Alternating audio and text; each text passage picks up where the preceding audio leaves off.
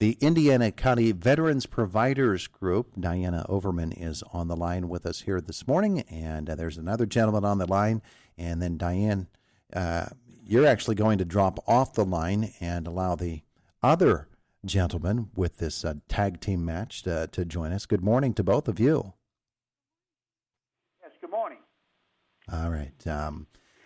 Diane, I think you're just planning to introduce, and then we'll take the conversation from there. Is that correct? Yes, I am. Okay. Who do you got? Actually, the Veteran Providers Group will be meeting today virtually for our monthly meeting. We'll be talking about some issues with some local veterans that we've been helping with some homeless issues and some food resources for them. We've also have a sleep out coming out, and that is over the Valentine's Day weekend, February 13th, so there'll be more information coming out about that. But I do want to give my time to the MVO, which is a really unique organization that, we've been working on getting that membership up here in Indiana County, and I think they've been very successful with that because it's just something that can be utilized by veterans and their families, and we're really, really lucky to have that very close to Indiana County. So I'm going to let Steve and Gary talk about their work with veterans and the wonderful program they have. Okay. And our conversation brought to you by Marcus and Mack, a law firm representing injured people. Diane, introduce them formally. Oh, she's gone. She's off the line. So, Steve, it's all you. If you could introduce yourself here this morning and tell us what MVO is. Yes, good morning. My name's Steve Reinl. I'm actually the Public Relations Officer for Military Veterans Outdoors. And what we do is this is going into our 6th year, and we lease a large tract of ground up in Jefferson County above Reynoldsville, and we provide outdoor opportunities for any veteran, active duty, or reserve personnel to access the property for outdoor recreation. And it's at absolutely no cost to the veteran whatsoever. We figured that they've already paid their dues by serving their country, and we're 100% nonprofit. We raise our money by donations as well as fundraisers, and we've had a really successful year this past year. We've seen an increase in the utilization of the property, of veterans accessing it, and despite COVID, it's been a very good year for us.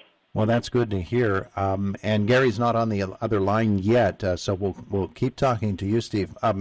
You mentioned the tract of land. It really is a very large tract of land, and how did MVO come across it?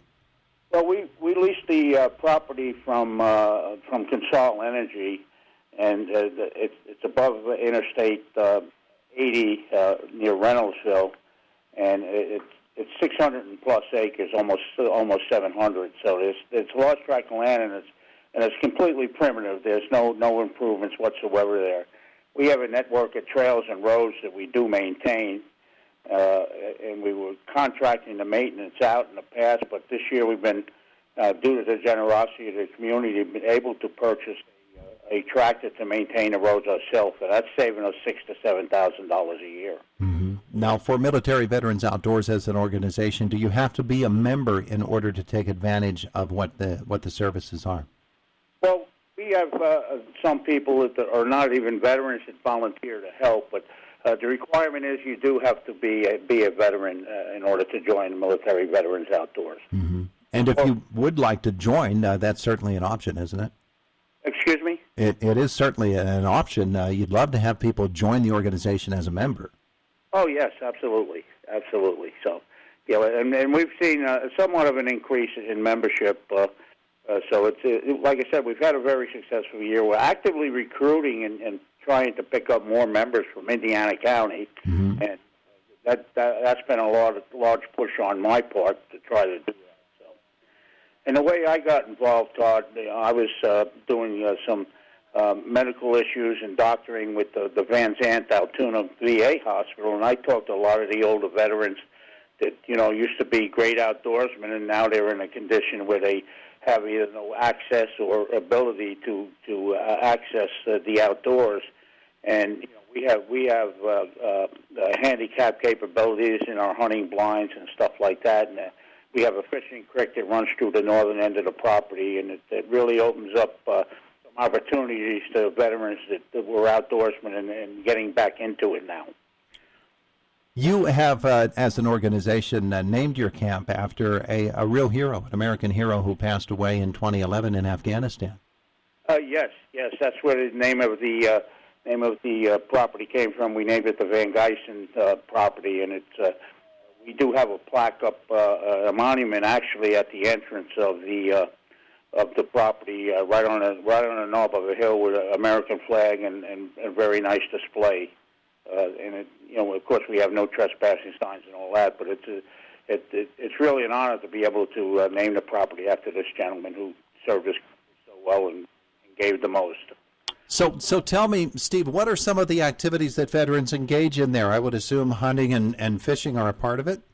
Yes, hunting and fishing is a part of it, as well as camping. Also, there's quite a few members that have side-by-sides and four-wheelers. Like I said, there's extensive roads and trails up there that they can ride on. You can hike anything outdoor-related, basically. So Mill Creek is a nice fishing creek with trout in it that you can fish up there and all that.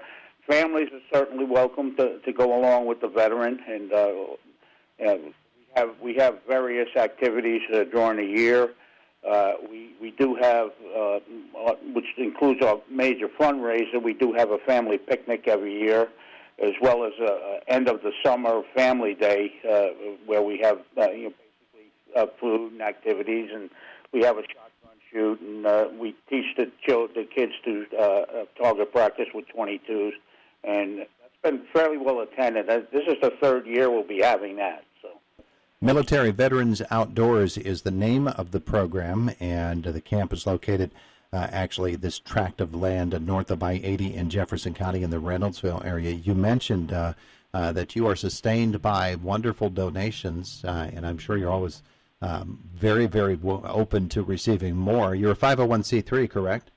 Yes, that is correct. That is correct. And so, we're always willing to, introduce our organization to anybody that wants a guest speaker or anything like that.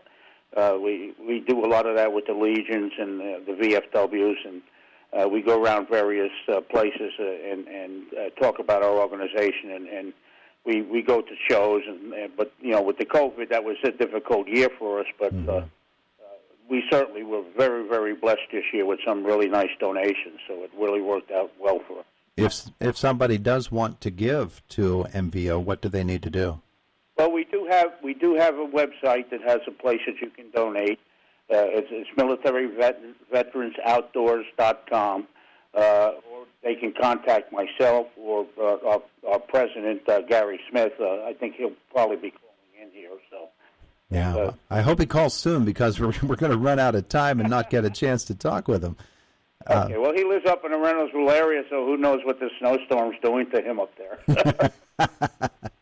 Well, we do hope we get him on the line, but you're doing a great job in his stead here.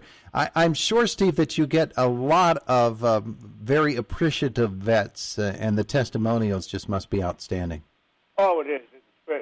The property is very well enjoyed by the veterans that utilize it. I mean, it's a great release for them, especially some of the vets, of course, suffering from PTSD. It's a great release. I mean, you can go up there by yourself or bring friends, ride four-wheelers, take your family up, and just relax and get away.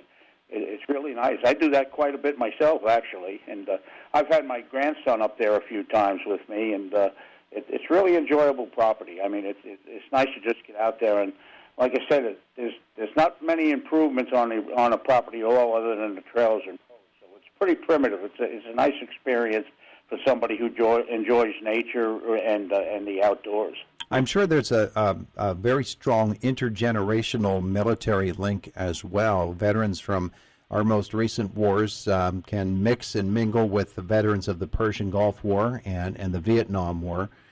And maybe even Korea from time to time. And the opportunity to get together in such a way as this, which is away from a more formal setting, is probably a pretty valuable thing for vets.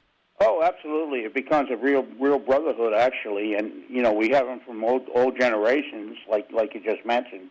And we also have a number of women veterans as well join the group and enjoy the property. Oh, yeah. We have even a fair amount of active duty and reserve members as well.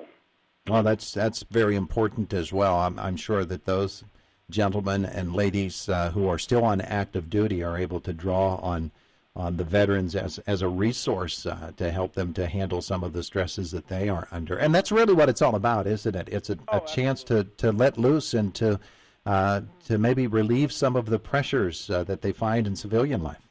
Oh, absolutely. I mean, it's a great to be able to just sit down with your fellow veterans and just discuss things that you probably wouldn't do with a civilian. Yeah, of course, and certainly understandable.